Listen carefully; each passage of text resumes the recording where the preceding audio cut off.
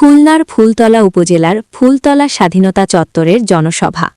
প্রধান অতিথি হিসেবে উপস্থিত আছেন খুলনা ৫ আসনের বিএনপি মনোনীত সংসদ সদস্য পদপ্রার্থী আলী আসগার লবি।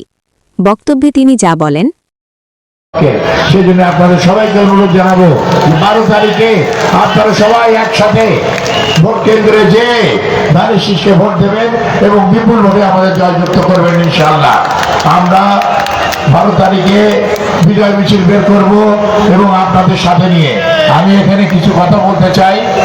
সেটা হচ্ছে আমাদের এই এলাকায় আমাদের সবচেয়ে বড় সমস্যা সেটা হচ্ছে বিল ডাকাতিয়ার সমস্যা। এই বিল ডাকাতিয়ার সমস্যা আমাদের সমাধান করতে হবে। এই বিল ডাকাতিয়ার সমস্যা সমাধান না করতে পারলে এই জলবদ্ধতা যদি আমরা সমাধান করতে না পারি তাহলে আমাদের এখানে অনেক রকম অসুবিধা হচ্ছে। আমরা সমস্যায় জর্জরিত। আমরা ইনশাল্লাহ চেষ্টা করবো যত তাড়াতাড়ি হোক এই পানি নিষ্কাশনের ব্যবস্থা করে এলাকায় যাতে কাজ কারবার করতে পারি সেই ব্যবস্থা করব। আমাদের জনাব তারেক রহমান যার নেতৃত্বে বাংলাদেশে আগামী সরকার গঠন হবে তাকে দিয়ে ইনশাল্লাহ এই 4 লেনের উদ্বোধন আমরা করব। সিকিরার ব্রিজ নির্মাণ করা হবে ইনশাল্লাহ। আমরা এই সব কিছুর জন্য আমরা চাই আপনাদের সাহায্য সহযোগিতা। আপনারা যারা আছেন আমাদের সাহায্য সহযোগিতা করলে এইসব কাজ আমরা অতি শীঘ্র সম্পন্ন করতে পারবো। আটরা শিরোমণির বন্ধ মিল কারখানা চালু করার জন্য আপনারা জানেন আমরা ইতিমধ্যে চেষ্টা করে যাচ্ছি। আমরা সবার সাথে কথাও বলছি। ইনশাল্লাহ ক্ষমতা আসার সাথে সাথেই আমরা এই আটরা গিরিতলার মিল কারখানা চালু করে এই এলাকায় একটা ইপিজেড করার চেষ্টা করব যাতে আমাদের এখানে আরো বিদেশ থেকে অনেক কারখানা হয় এবং এই এলাকা আমরা সুন্দরভাবে করতে পারি। সবচেয়ে বড় কথা আমাদের এই ফুলতলা বাজার, এই ফুলতলা বাজারকে আমরা আঞ্চলিক ব্যবসা কেন্দ্র হিসেবে বন্ধ করতে পারি এবং সবচেয়ে বড় যে আমাদের এই যে নদী, এই নদীর পাশে আমরা চাই এখান থেকে বার্জে করে মাল যদি নোয়াপাড়া যেতে পারে তো আমাদের এখানে কেন হবে না। আমরা সার কয়লা সব ব্যবসা ইনশাল্লাহ আগামীতে আমরা এই ফুলতলা বন্দর থেকে করব। এর জন্য আমাদের দরকার আপনাদের সাহায্য সহায়তা। আপনারা আমার পাশে থাকলে, আপনারা সবাই আমাকে সাহায্য করলে ইনশাল্লাহ আমরা এখানে খুব অতি শীঘ্র এই সব কাজ করতে পারবো। তাঁতিদের বিলের সুদ মাফ করার জন্য ইনশাল্লাহ আমরা চেষ্টা করব যত তাড়াতাড়ি সম্ভব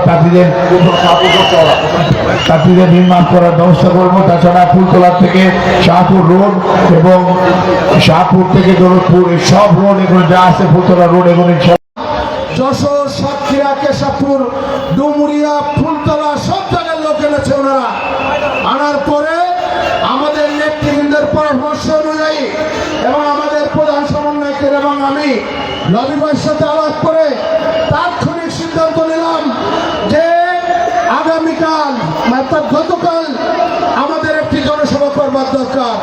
সেই জনসভায় আমরা ফুলতলাকে কি দাওয়াত দিয়েছিলাম? ফুলতলা কি একটি লোক গিয়েছিল? ফুলতলার একটি লোক যায়নি। ডুমুরিয়া উপজেলার আর 10টি ইউনিয়ন থেকেও লোক যায়নি। ওই 4টি ইউনিয়ন থেকে যে জনসভা ধানের শীষের হয়েছে, লবি ভাইয়ের যে জনসভা হয়েছে, আমার রাজনৈতিক জীবনে উত্তরাঞ্চল শুধু নয় ডুমুরিয়ার এত ঐতিহাসিক জনসভা আমি উত্তরাঞ্চলের চাই মিটিয়ে দেখি। আমাদের পথেলেখা থেকে আনা লাগেনি, আমাদের ফুলতলা থেকে আনা লাগেনি এবং অন্য কয়েকটি ইউনিয়ন থেকেও আনা লাগেনি। আজকে আমি আপনাদেরকে বলতে চাই এখানে বাসার ভাই সহ আপনাদের নেতৃবৃন্দ সনাতনী সমাবেশে গিয়েছিল।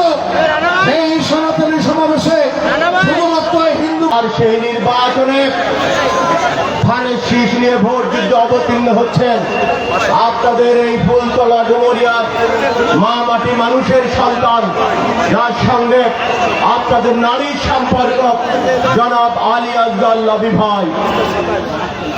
প্রিয় উপস্থিতি, এই নির্বাচনকালীন সময়ে আমি লবি ভাইয়ের সঙ্গে সকাল থেকে রাত 3টা-4টা অবধি পর্যন্ত বিভিন্ন কর্মসূচি বাস্তবায়নের জন্য কথা বলতে হয়, থাকতে হয়।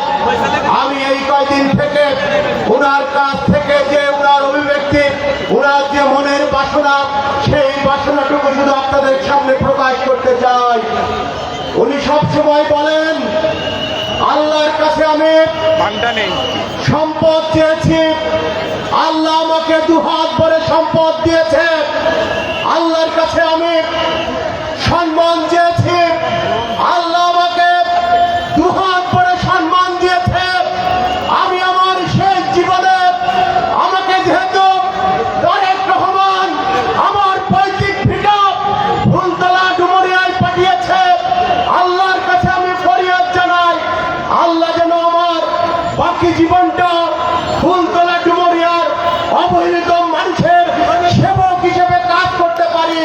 বলেন আমিন।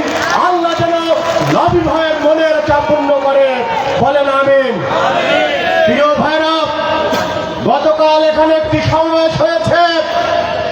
সমাবেশে বাংলাদেশ যারা চায়নি, বাংলাদেশের পতাকা যারা চায়নি, বাংলাদেশের জাতীয় সঙ্গীত যারা, জাতীয় সঙ্গীতের যারা, আমি আপনাদেরকে সাক্ষী রেখে বলতে চাই, এখন